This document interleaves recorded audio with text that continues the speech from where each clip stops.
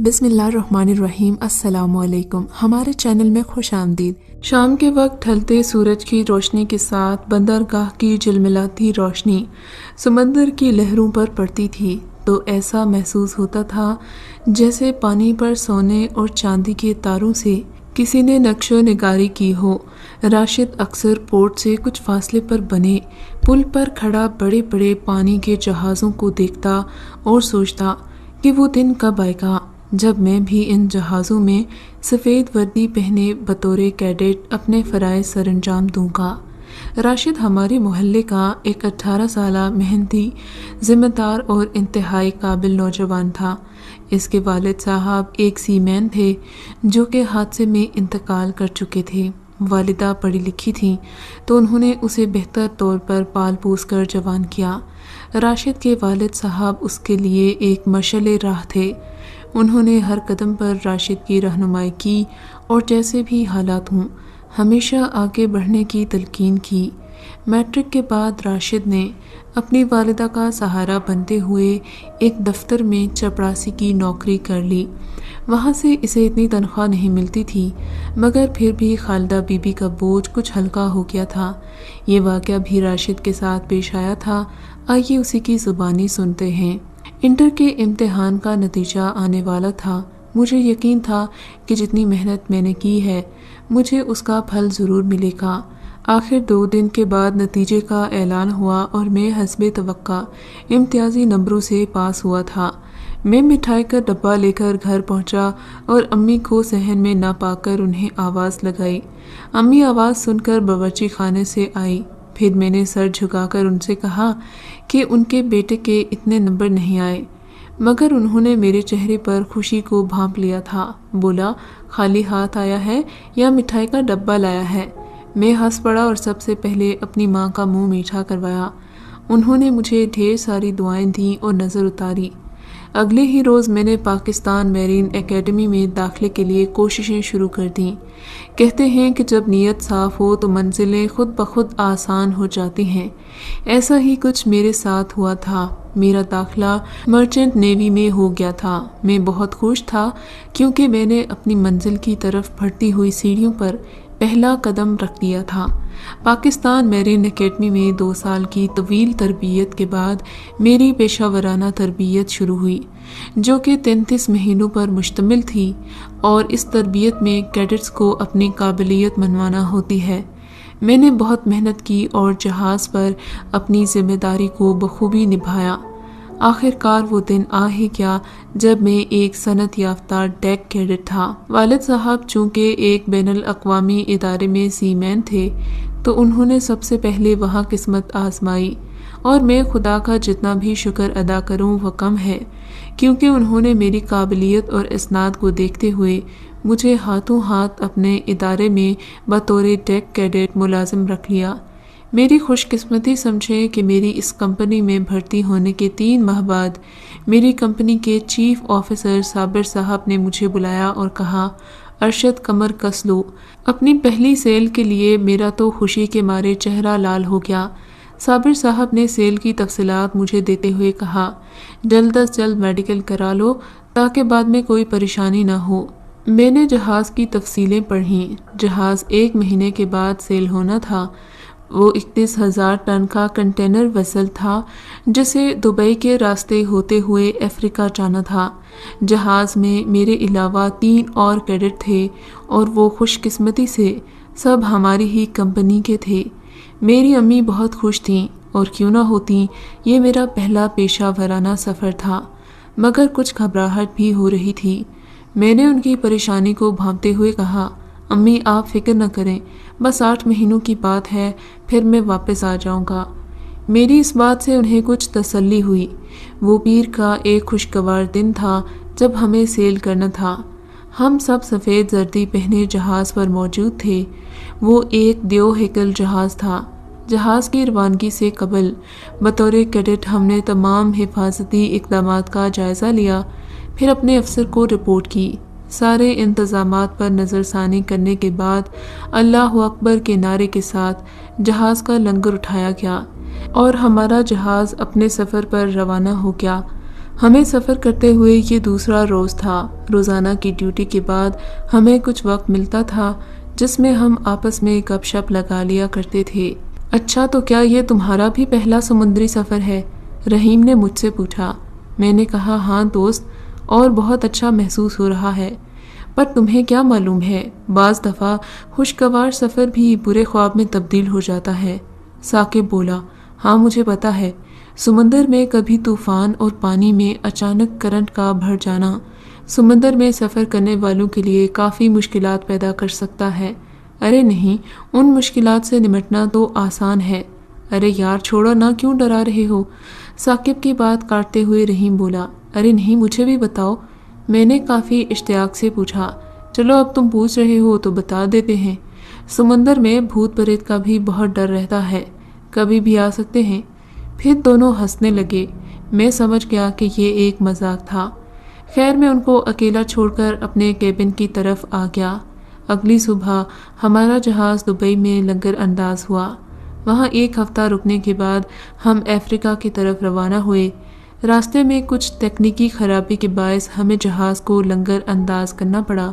Engineer اپنے کام میں مصروف تھے اور ہم اپنی ڈیوٹی کر رہے تھے۔ اچانک ڈیک پہ کھڑا ایک سٹاف چلایا کہ پانی میں کچھ ہے۔ سب سٹاف اس کی طرف دوڑا۔ چیف آفیسر اور جہاز کا کپتان بھی آ گئے۔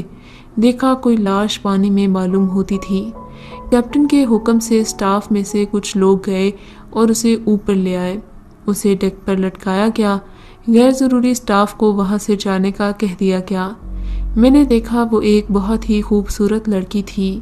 شاید کافی دن پانی میں رہنے کی وجہ سے اس کا رنگ سفید پڑ چکا تھا۔ جہاز کے ڈاکٹر نے اسے چیک کیا اور اسے مردہ قرار دیا۔ اس کی حالت بتا رہی تھی کہ اسے مرے ہوئے بھی 10 سے 12 دن ہو چکے ہیں۔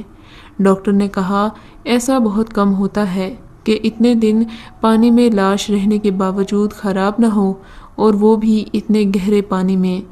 خیر ثاقب اتنے میں اسٹریچر لایا اور اس پر میں نے اور رحیم نے احتیاط سے لڑکی کو لٹا دیا۔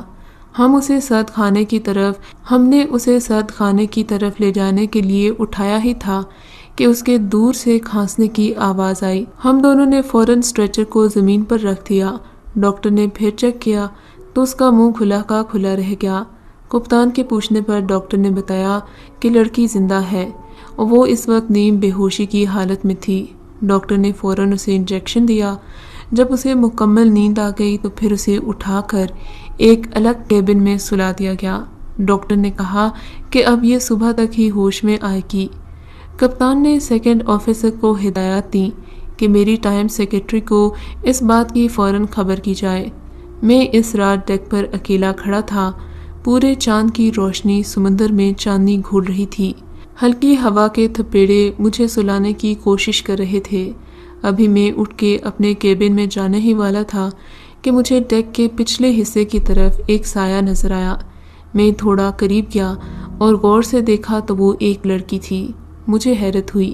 سوچا وہ صبح والی لڑکی تو ہو نہیں سکتی، کیونکہ وہ اس حالت میں نہیں ہے کہ اٹھ بھی سکے، تو پھر یہ کون ہے؟ میں تھوڑا اور قریب گیا۔ اچانک میرا پیر ڈیک پر رکھی رسی میں الجھا۔ میں اسے نکالنے کے لیے واپس جھکا کہ کیا دیکھتا ہوں، لڑکی وہاں موجود نہیں۔ میں نے اسے ٹھنڈی ہوا کا جادو اور اس کی وجہ سے آنے والی نیند کا خمار سمجھ کر نظر انداز کر دیا۔ اپنے کیبن میں جاتے وقت میں نے لڑکی کے کیبن میں جھانکا۔ وہ پرسکون سو رہی تھی۔ میں بھی اپنے کیبن میں جا کر سو گیا۔ میں اگلی صبح سے ہی اس لڑکی کے بارے میں جاننے کے لیے کافی بے چین تھا، نہ صرف میں بلکہ میرا پورا سٹاف، کیونکہ جو لڑکی ڈاکٹر کے مطابق مر چکی ہو، 10 دن پانی میں رہنے کے باوجود کیسے زندہ رہ سکتی ہے؟ خیر ضروری کاموں سے فراغت پانے کے بعد میں اور ثاقب ڈیک پر آ گئے۔ تھوڑی دیر بعد ڈاکٹر اس لڑکی کو لے کر باہر آ گیا۔ پھر ڈاکٹر اسے کپتان کے پاس لے گیا۔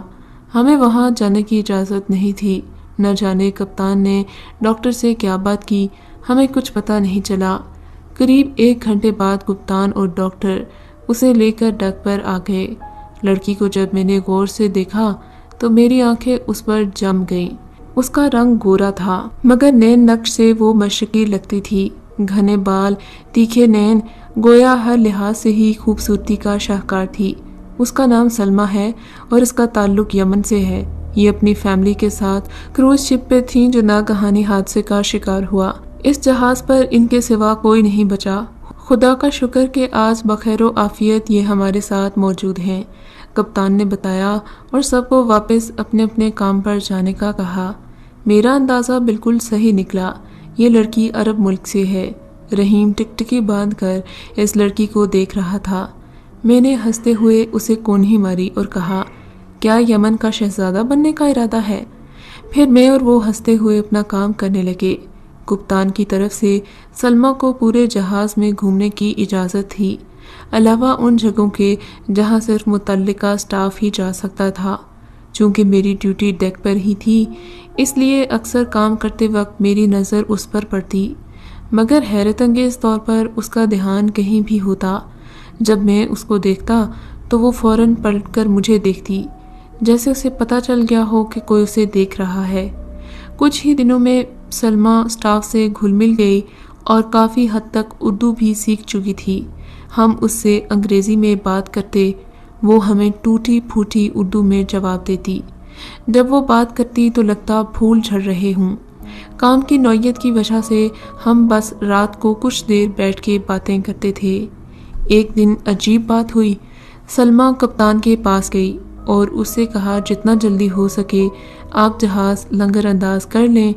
ये तकनीकी लिहाज से एक मुश्किल काम था, क्योंकि जिस जगह सलमा जहाज़ को लंगर अंदाज होने का कह रही थी वहाँ पानी बहुत गहरा था और लंगर का वहाँ तक पहुँचना मुमकिन नहीं था।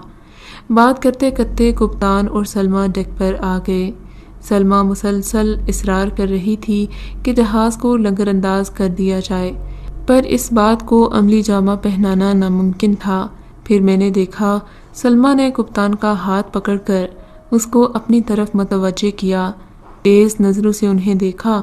अचानक न जाने क्या हुआ कि कप्तान को उन्होंने जहाज़ लंगर अंदाज करने का हुक्म दे दिया। जहाज़ में मौजूद सभी लोग कप्तान के इस हुक्म से परेशान थे, मगर कप्तान का हुक्म था, इसीलिए इनकार की गुंजाइश नहीं थी। स्टाफ ने अल्लाह का नाम लेकर लंगर समंदर में उतार दिया। कुछ ही देर बाद जहाज़ को ज़ोर का झटका लगा। कप्तान समेत सब हैरान थे कि ये कैसे हुआ। वो झटका लंगर के समंदर की तह तक पहुंचने पर लगा था। थोड़ी देर न गुजरी थी कि डेक स्टाफ ने खबर दी कि उसे बहुत दूर पानी में तूफान जैसा कुछ नज़र आ रहा है। कप्तान खुद कंट्रोल रूम में गया और रडार में देखने लगा, मगर उसे सामने कोई तूफान नज़र न आया।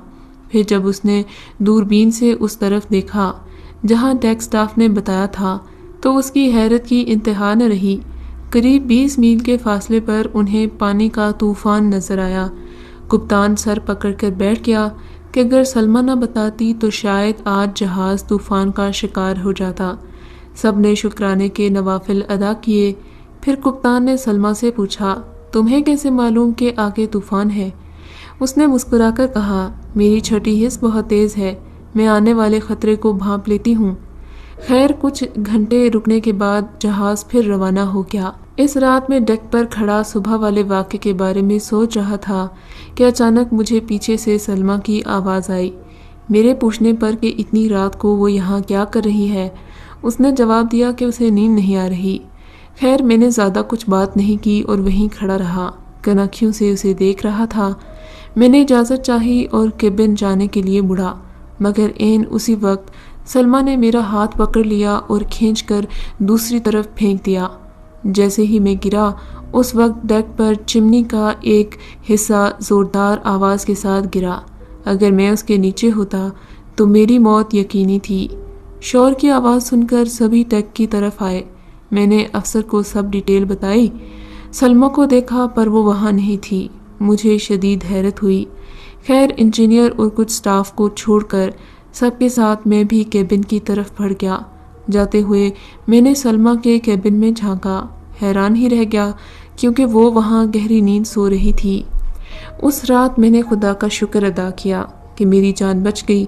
साथ ही सलमा के बारे में सोचने लगा। वो मुझे अजीब सी लड़की लग रही थी, क्योंकि ये थी तो धान पान सी, مگر جب اس نے میرا ہاتھ پکڑ کر کھینچا تو یوں لگا جیسے کسی نے ہلکے سے پتے کی طرح مجھے کھینچا ہو۔ یہی سوچتے سوچتے میں نیند کی وادیوں میں کھو گیا۔ اگلے روز کپتان کی طبیعت خراب ہونے کی وجہ سے چیف آفیسر کی نگرانی میں مجھے جہاز کے وہیل کو سنبھالنے کی ذمہ داری سونپی گئی۔ یہ خبر کیڈٹس کے لیے بہت بری خبر ہوتی ہے، مگر میں خوش تھا۔ میں اپنے احساس ذمہ داری کی وجہ سے اپنے حواس پر قابو رکھے ہوئے تھا۔ نقشہ میرے سامنے تھا اور اس کے مطابق ہی کچھ فاصلے پر تھوڑا سا تنگ ہو جانا تھا۔ میں نے بہت ہی ہوشیاری سے وہیل سنبھالا ہوا تھا۔ جیسے ہی وہ کینال شروع ہوئی میں نے دل میں اللہ سے دعا مانگنا شروع کی۔ پھر کیا دیکھتا ہوں، جیسے جیسے جہاز آگے بڑھ رہا تھا راستہ اپنے آپ کو چوڑا ہوتا جا رہا تھا۔ قریب 2 میل لمبی کینال تھی جس میں سے ہم نے اللہ کے حکم سے بآسانی جہاز نکال لیا۔ چیف آفیسر بہت خوش ہوئے۔ اس رات کھانے کے لیے کک کو کچھ میٹھا بنانے کا کہا گیا۔ ہم سب نے طے کیا کہ آج رات ڈیک پر ایک چھوٹی سی پارٹی رکھی جائے۔ رات کا کھانا آیا، سلمیٰ بھی ہمارے ساتھ بیٹھی تھی۔ کھانا شروع ہوا تو میں نے غور کیا، سلمیٰ کی توجہ کھانے سے زیادہ مٹھائی پر تھی۔ وہ اسی سے اپنا پیٹ بھر رہی تھی۔ سالن تو بس اس نے چکھا ہی ہوگا۔ خیر میں نے اس بات پر خاص دھیان نہیں دیا۔ رات حسب معمول میں اکیلا ڈیک پر کھڑا ہوا خوری کر رہا تھا، ساتھ میں سلمیٰ کے بارے میں سوچ رہا تھا۔ وہ مجھے بہت عجیب لگ رہی تھی۔ اتنے میں مجھے اس کی آواز آئی۔ میں نے چونک کر دیکھا تو آواز آئی، کیا میرے بارے میں سوچ رہے تھے؟ اس نے آتے ہی سوال داغا۔ نہیں، میں نے گھبرا کر کہا، دیکھو راشد، جس کی چھٹی حس تیز ہو وہ کسی کا بھی دماغ پڑھ سکتے ہیں۔ یہ کہہ کر وہ ہنسی اور بہت عجیب انداز میں مجھے دیکھنے لگی۔ ہوا میں اڑتے ہوئے اس کے بال بہت خوبصورت لگ رہے تھے۔ چاندنی اس کے حسن کو دوبالا کر رہی تھی۔ پھر وہ گویا ہوئی، راشد، میں جانتی ہوں تم کیا سوچ رہے ہو، یہی نہ کہ میں کون ہوں، مگر سنو، وعدہ کرو کہ تم یہ بات کسی کو نہیں بتاؤ گے۔ میں عجیب کشمکش میں تھا، اس کی طرف دیکھ رہا تھا۔ دیکھو راشد، میں انسان نہیں ہوں، میں تم لوگوں کی مدد کے لیے آئی ہوں۔ مجھے انسانوں کی خدمت پر مامور کیا گیا ہے۔ اگر تم چند ہفتوں سے ہونے والے واقعات پر غور کرو تو تمہیں اندازہ ہو جائے گا۔ اس کی بات سن کر مجھے شک سا گزرا۔ مبادہ یہ جھوٹ ہی نہ بول رہی ہو۔ میں نے انٹرنیٹ کھولا اور پچھلے 10 دن کی جہازوں کے حادثات کی ہسٹری چیک کی، مگر حیرت ہوئی کہ جس جہاز کا اس نے بتایا تھا ایسا کوئی حادثہ کسی جہاز کے ساتھ پیش نہیں آیا تھا۔ پچھلے 10 دن تو کیا پورے مہینے میں کوئی حادثہ نہیں ہوا تھا۔ مجھے اس کی بات پر یقین تو نہ آیا، مگر میں نے اسے مزید کوئی سوال نہیں کیا کہ کہیں اسے غصہ آ جائے تو یہ میرا برا حال نہ کر دے۔ ویسے بھی پچھلی رات کو ہونے والے واقعے کی وجہ سے مجھے اس کی طاقت کا اندازہ ہو گیا تھا۔ اس کے بعد میری اس سے اچھی دوستی ہو گئی تھی۔ کوئی بھی مسئلہ ہوتا تو وہ میری مدد کرتی۔ جہاز اپنی منزل پر پہنچا۔ وہاں سے واپس ہم پاکستان کی طرف روانہ ہوئے۔ اس پورے عرصے میں سلمیٰ نے میرا اور جہاز کا بہت ساتھ دیا۔ کراچی بندرگاہ پر پہنچنے کے بعد سب سٹاف سائن آف ہوتے ہوئے کپتان نے جہاز آفیسر کو کہا کہ سلمیٰ کو بھی لیتے آنا تاکہ ضروری کارروائی کر کے اسے وطن واپس بھیج دیا جائے، مگر پورے جہاز کی تلاشی لی گئی، سلمیٰ کہیں نظر نہیں آئی۔ یہ تو صرف میں ہی جانتا تھا کہ وہ کہاں گئی تھی۔ مجھے جہاز کی نوکری کرتے ہوئے 25 سال ہو گئے ہیں۔ اس وقت میں ایک جہاز کا کپتان ہوں، مگر جب بھی سمندر میں جاتا ہوں تو مسکرائے بنا نہیں رہ سکتا، کیونکہ کہتے ہیں سمندر جتنا گہرا ہوتا ہے اس میں اتنے ہی گہرے راز چھپے ہوتے ہیں، نہ جانے اس بار کون سا راز فاش ہو جائے۔ اگر آپ کو یہ کہانی اچھی لگی ہے تو اس ویڈیو کو لائک کیجیے اور اس طرح کی مزید ویڈیوز دیکھنے کے لیے ہمارے چینل کو سبسکرائب کیجیے۔